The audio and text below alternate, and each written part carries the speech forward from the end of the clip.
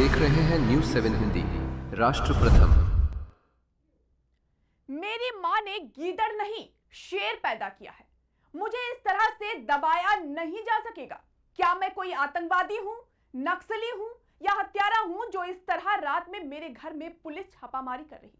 क्या मैं कोई रेप या हत्या के मामले में आरोपी हूं?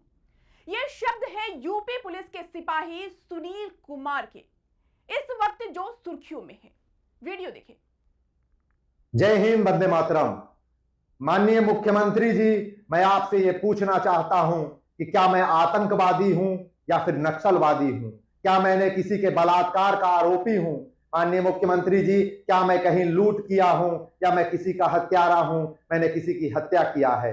माननीय मुख्यमंत्री जी, बीती रात 1 बजे इन काले अंग्रेजों के आदेश से मेरे घर में 6-7 पुलिसकर्मियों के द्वारा दबिश डाली जाती है।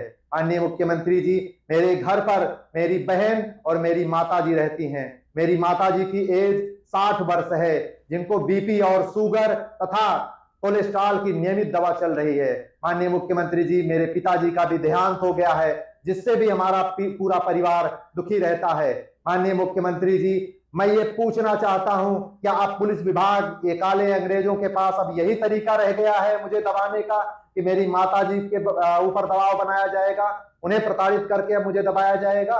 माननीय मुख्यमंत्री जी, मैं आपको बता देना चाहता हूं इन काले अंग्रेजों को, माननीय मुख्यमंत्री जी, कि मेरी माताजी ने गीदड़ को नहीं पैदा किया है, शेर को पैदा किया है। मुझे इस तरह से तोड़ा नहीं जा सकेगा इन काले अंग्रेजों के द्वारा।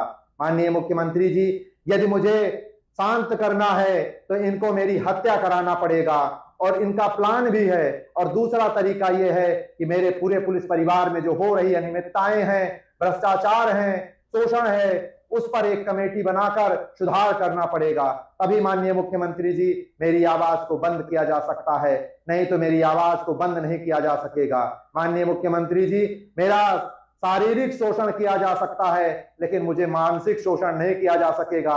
मेरा मानसिक रूप से मुझे तोड़ा नहीं जा सकेगा। माननीय मुख्यमंत्री जी, मैं भगत सिंह को मानने वाला हूं, मुझे तोड़ा नहीं जा सकेगा। माननीय मुख्यमंत्री जी, मैं एक चीज और बताना चाहता हूं, जैसे होमगार्ड विभाग में कुछ महान अधिकारियों ने ऐसी व्यवस्था बना दी कि भ्रष्टाचार का समूल नाश हो गया, उसी तरह से माननीय मुख्यमंत्री जी एक बार फिर से पहल कीजिए और पुलिस विभाग में जो अनियमितताएं हैं उनको दूर कीजिए। हमें इन काले अंग्रेजों से कोई दुश्मनी नहीं है, ये भी हमारे परिवार के ही हैं। माननीय मुख्यमंत्री जी, मैं भी आपके परिवार का हिस्सा हूं। मेरे ऊपर इस प्रकार की जाति हो रही है, मुझसे इस तरह से तोड़ा नहीं जा सकेगा। मैं आपसे और पूरे समाज से न्याय की उम्मीद करता हूं, इसलिए मैं ये वीडियो बना रहा हूं। जय हिंद, वंदे मातरम। दरअसल इस सिपाही ने एक वीडियो बनाकर लखनऊ कमिश्नरेट के रिजर्व पुलिस लाइन में फैले भ्रष्टाचार का खुलासा किया है। उन्होंने मुख्यमंत्री से गुहार लगाते हुए वसूली और मानसिक उत्पीड़न की जांच कराने की भी बात कही है। मेरा नाम सुनील कुमार शुक्ला है और मैं उत्तर प्रदेश पुलिस में कार्यरत हूं। मेरी वर्तमान नियुक्ति लखनऊ कमिश्नरेट के रिजर्व पुलिस लाइन में है। मैं लखनऊ कमिश्नरेट तथा उत्तर प्रदेश के अन्य जनपदों में इन काले अंग्रेज अर्थात आईपीएस अधिकारियों द्वारा चलाई जा रही भ्रष्टाचार रूपी जमींदारी व्यवस्था पर इस प्रदेश के लोकतांत्रिक राजा तथा प्रदेश के मुखिया माननीय मुख्यमंत्री श्री योगी आदित्यनाथ जी तथा सभी को अपनी सुविधा के लिए बनाने वाली इस प्रदेश की महान जनता का ध्यान आकृष्ट करना चाहता हूं। माननीय मुख्यमंत्री जी, इस लखनऊ कमिश्नरेट के रिजर्व पुलिस लाइन में अर्थात आपकी नाक के नीचे इन काले अंग्रेज अर्थात आईपीएस अधिकारियों द्वारा लूट की जमींदारी व्यवस्था चलाई जा रही है, जिनमें आपके द्वारा नियुक्त सिपाही दीवान बेचारा लूटा जा रहा है। माननीय मुख्यमंत्री जी, ये व्यवस्था इतनी सुनियोजित सुव्यवस्थित ढंग से चलाई जाती है, जिस पर मैं आपका ध्यान आकृष्ट करना चाहता हूं।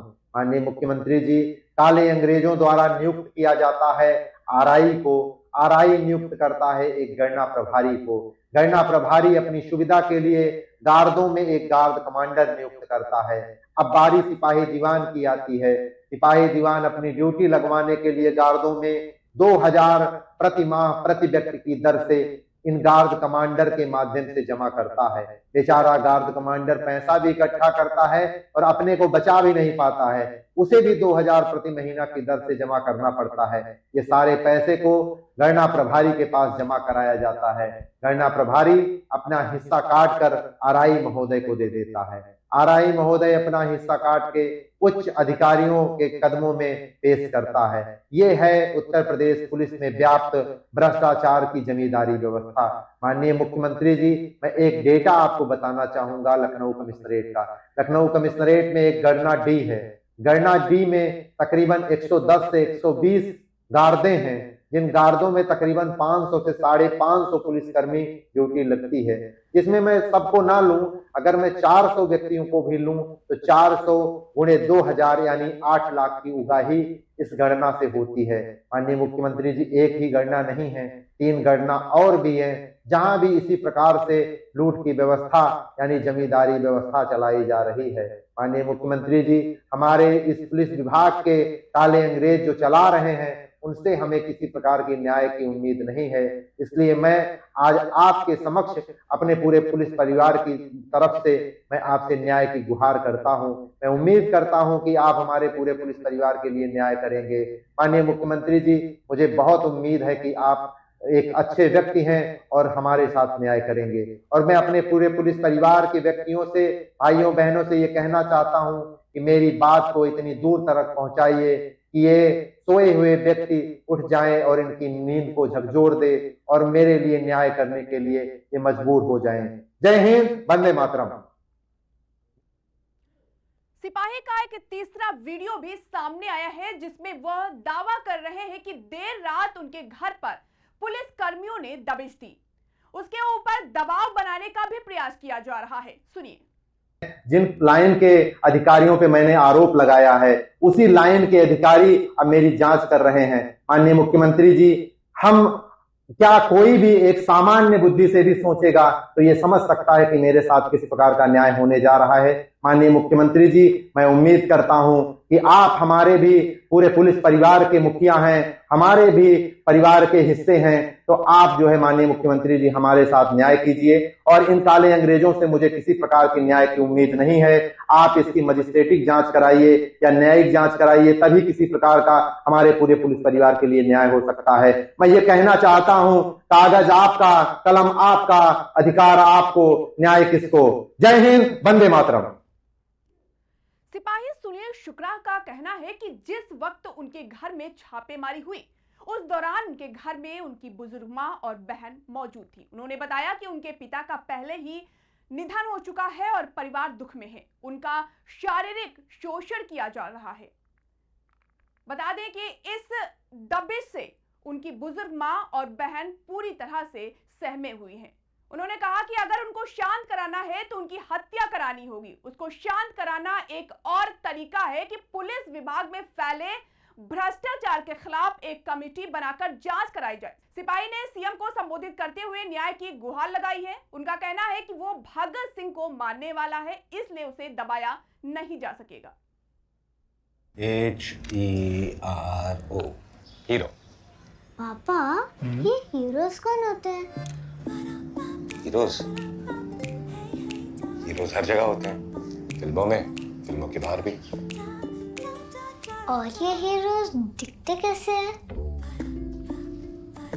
हीरोज सबसे अलग होते हैं, लेकिन अलग दिखते नहीं। हीरो टॉल होते हैं कि शॉर्ट होते हैं? वो खाना खाते हैं कि नहीं? स्कूल जाते हैं कि नहीं? वो पढ़ाई करते हैं कि नहीं? ये हीरोज भी होमवर्क करते होंगे क्या? वो कुकीज खाते हैं क्या?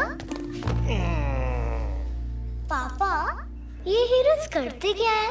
वो आपके साथ रहते हैं और आपको प्रोटेक्ट करते हैं। बाय। फिर तो आप ही मेरे हीरो हुए, क्योंकि आप ही मुझे प्रोटेक्ट करते हो। लेकिन इस घर में एक और हीरो है जो हमेशा आपको सेफ रखता है। मुझे तो कहीं नहीं दिख रहा। हीरोज हमेशा दिखाई दे ये जरूरी नहीं है। वो सिर्फ पर्दे के आगे ही नहीं, दीवारों के पीछे भी हो। गैलेंट एडवांस TMT सरिया, इसकी ताकत बने घर की ढाल और इसकी फ्लेक्सिबिलिटी रखे घर को सॉलिड सालों साल। गैलेंट एडवांस 500D TMT, निर्माण का रियल हीरो। सॉलिड भी फ्लेक्सिबिलिटी। Gallant TMT